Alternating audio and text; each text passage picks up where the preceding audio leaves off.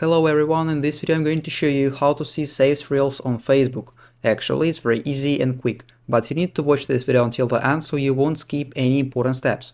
So first of all, you need to open your Facebook application, and then in this interface, at the top of your screen, you need to click on the Reels button. So after that, you can add some reels to a saved collection by clicking on the three dots button at the bottom right corner, and then click on Save Reel option. So after that, if you want to see your saved reels, all you need to do is to go back to this home page, and then at the bottom right you need to click on the menu icon. After that, in this interface you need to click on the video option. Then at the top right you need to click on the profile image button, and then you need to click on the first option, saved videos.